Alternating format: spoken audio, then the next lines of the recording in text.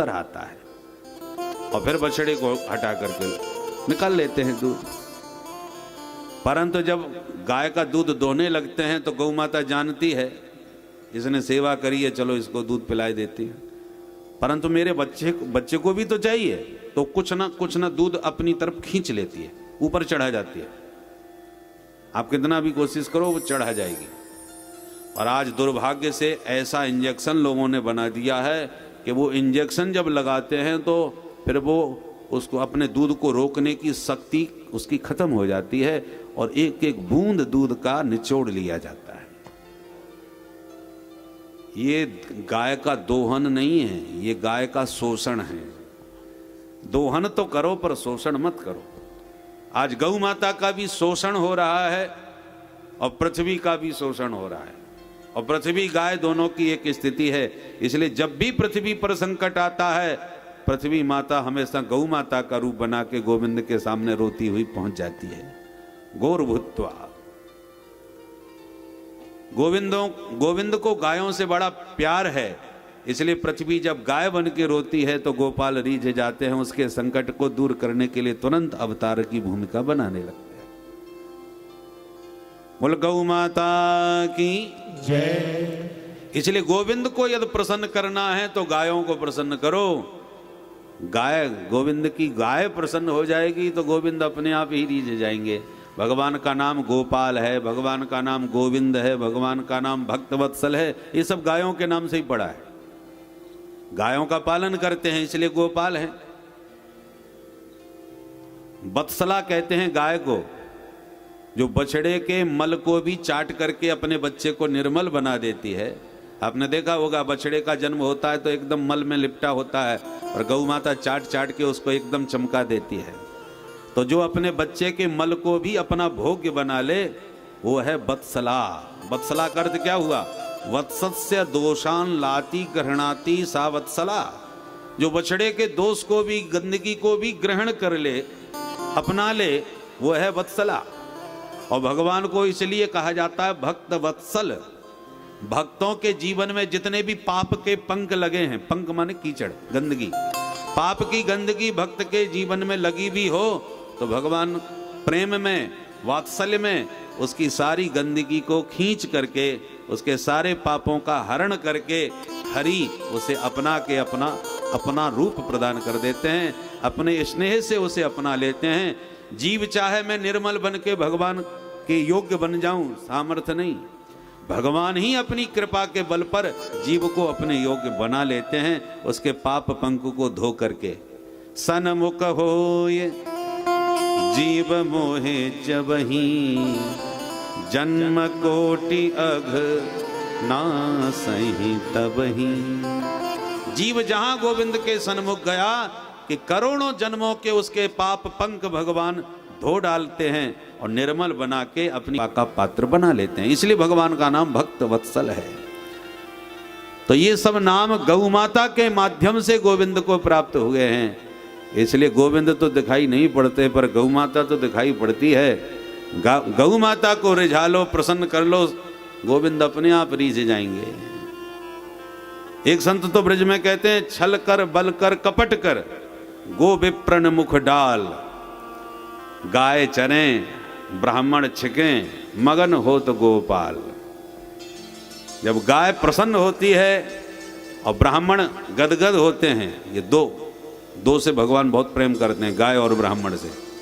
नमो ब्रह्मण्य देवाय गो ब्राह्मण हिताय च जगद्धिताय कृष्णाय गोविंदाय नमो नमः। भगवान का अवतार क्यों हुआ? गोस्वामी जी ने रामचरितमानस में कहा, विप्रधेनु सुर संत हित लीन मनुज अवतार, निज इच्छा निर्मित तनु माया गुण गोपाल। तो पहले नंबर पर कौन? विप्र और धेनु, गो ब्राह्मण। तो भगवान को रिझाना है तो गाय और ब्राह्मण प्रसन्न हो जाएं। ब्राह्मण और गाय यदि प्रसन्न हो गए तो गोपाल अपने आप ही रीझ जाते हैं। बोलो राधे राधे राधे राधे। इसलिए यहाँ पंथमेड़ा के गायों की सेवा है तो ये गोलक भी रखे हुए हैं और बाहर भी स्टॉल लगा हुआ है। गौ माता की सेवा करनी है तो इसके माध्यम से आप कर सकते हैं। सर्वोत्तम तो यह है कि आप अपने घर में ही गाय पालिए, उससे बढ़िया चीज़ देखो। एक तो है धन से सेवा करना, वो अलग बात है, तन से सेवा का एक अलग महत्व है। परंतु आज की परिस्थितियां ऐसी हैं कि लोग फ्लैट में रहने लगे हैं या शहर में भी रहते हैं और घर में स्थान भी हो तो भी गाय रखना बड़ा मुश्किल है। ऐसी स्थिति में जो घर में नहीं रख सकते, उसकी तन से सेवा नहीं कर सकते, तो दूसरे नंबर पे भैया धन से ही सेवा कर लो। जहाँ सेवा हो रही है वहाँ अपने धन का विनियोग करके उस धन से सेवा कर सकते हो।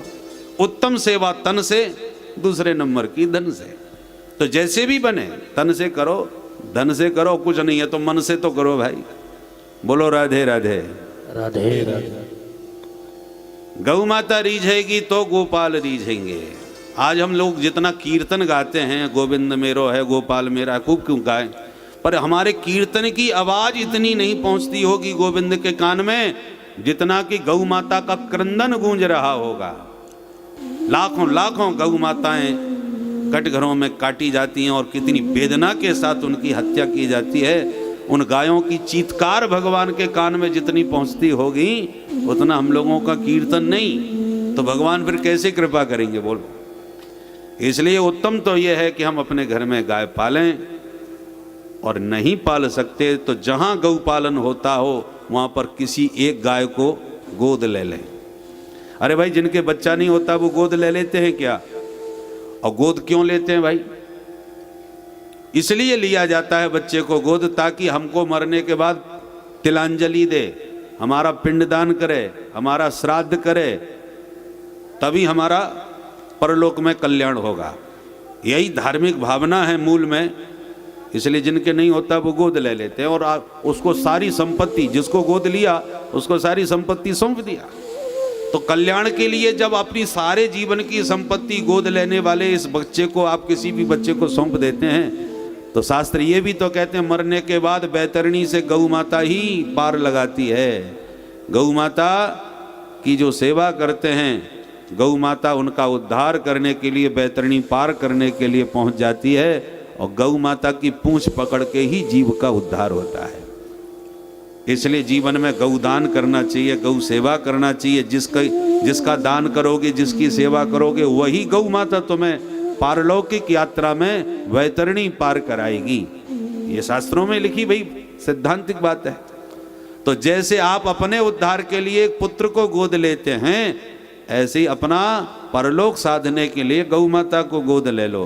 घर में सेवा नहीं कर सकते तो जहां गौशाला में सेवा होती है, एक गाय को गोद में लेके उसके खर्चा पानी से उसकी सेवा करो। आगरा के बहुत बड़े होम्योपैथिक डॉक्टर हैं, डॉक्टर पारिक,